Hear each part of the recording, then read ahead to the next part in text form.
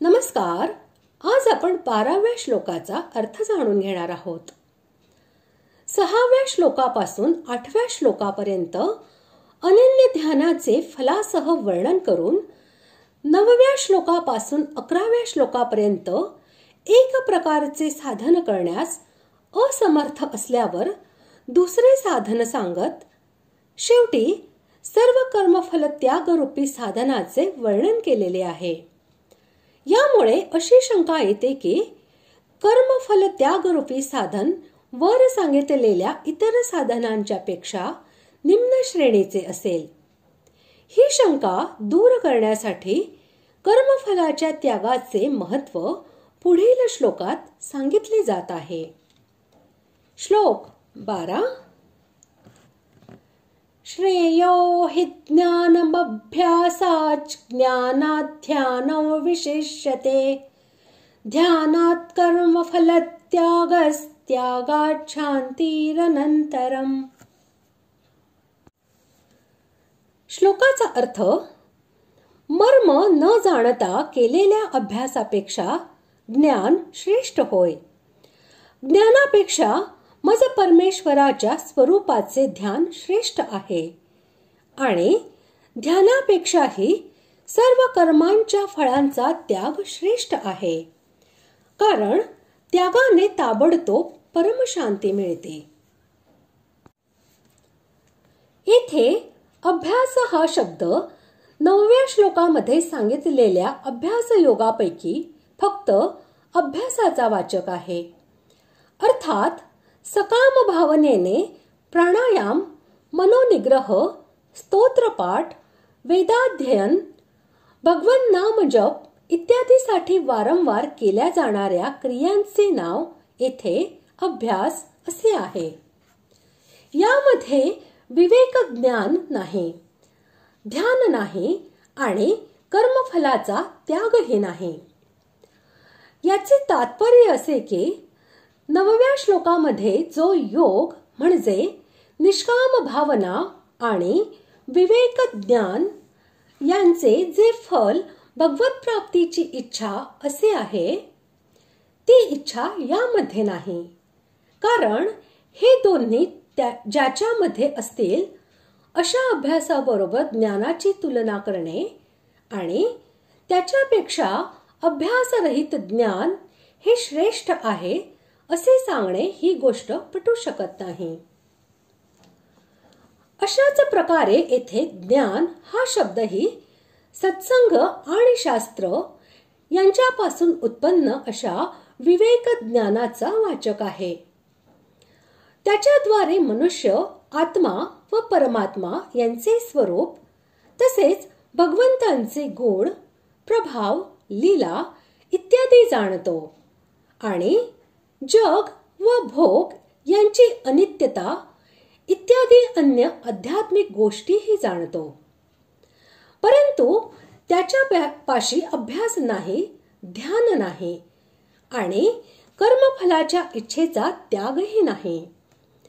कारण हे सर्व ज्या ज्ञानामध्ये असतील त्या ज्ञानाबरोबर अभ्यास, ध्यान आणि कर्मफलाचा त्याग यांचे तुलनात्मक विवेचन करणे आणि त्याच्यापेक्षा ध्यानाला व कर्मफलाच्या त्यागाला श्रेष्ठ असे म्हणणे हे जमत नाही. वरील अभ्यास आणि ज्ञान हे दोन्हीही आपापल्या जागी भगवत प्राप्तीसाठी सहाय्यक असतात. श्रद्धा, भक्ती व निष्काम भावना यांच्या संबंधाने या दोन्हींच्या द्वारे मनुष्य परमात्म्याला प्राप्त करून घेऊ शकतो. तथापि दोन्हींची परस्पर तुलना केल्यावर अभ्यासापेक्षा ज्ञान हेच श्रेष्ठ सिद्ध होते. विवेकहीन अभ्यास भगवत प्राप्तीसाठी तितका सहाय्यक होत नाही, जितके अभ्यासहीन विवेक ज्ञान सहाय्यक होऊ शकते. कारण ते भगवत प्राप्तीच्या इच्छेचा हेतू आहे. हीच गोष्ट दाखविण्यासाठी येथे अभ्यासापेक्षा ज्ञान हेच श्रेष्ठ आहे असे सांगितले आहे.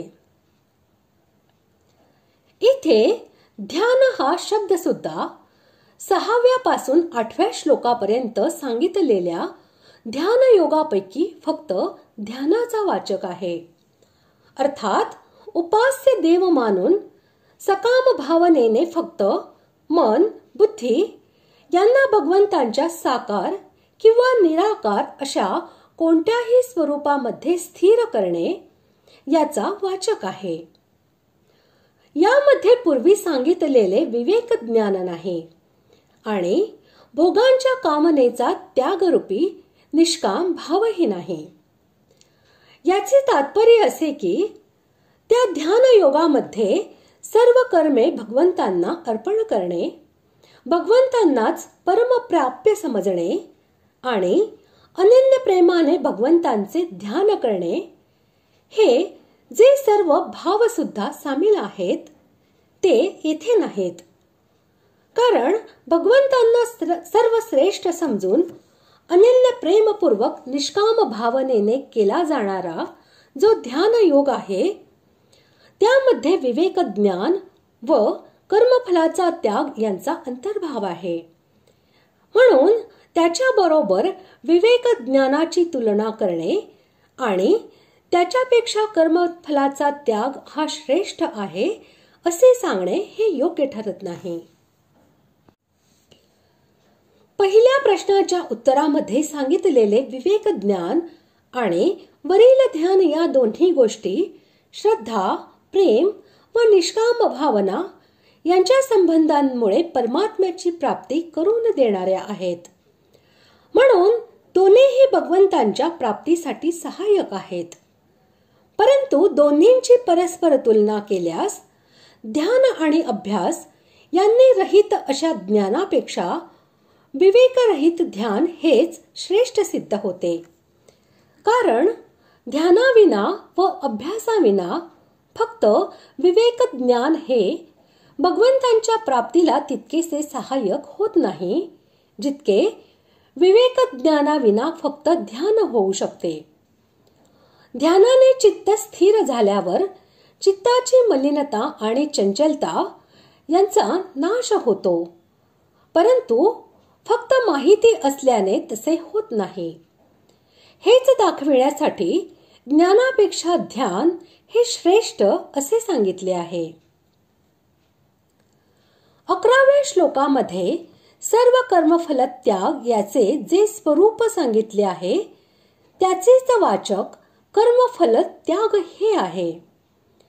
दुसऱ्या प्रश्नाच्या उत्तरामध्ये सांगितलेले ध्यान सुद्धा परमात्म्याच्या प्राप्तीसाठी सहाय्यक आहे. परंतु जोपर्यंत मनुष्याची कामना आणि आसक्ती यांचा नाश होत नाही तोपर्यंत त्याला परमात्म्याची प्राप्ती सहजपणे होऊ शकत नाही. म्हणून फलासक्तीच्या त्यागाने रहित असे ध्यान हे परमात्म्याच्या प्राप्तीसाठी तितकेसे लाभदायक होऊ शकत नाही. त्यापेक्षा ध्यानाविना सुद्धा सर्व कर्मांचे फल आणि आसक्ती यांचा त्याग होऊ शकतो.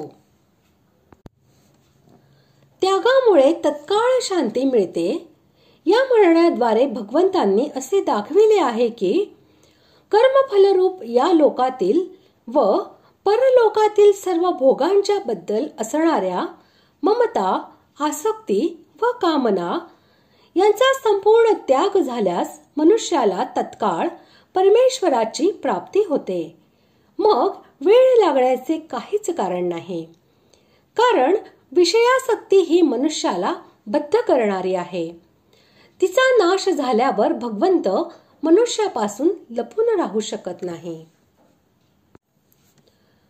अशा प्रकारे आज आपण 12व्या श्लोकाचा अर्थ जाणून घेतला. पुढील भागात आपण 13व्या व 14व्या या दोन्ही श्लोकांचा अर्थ जाणून घेणार आहोत. धन्यवाद.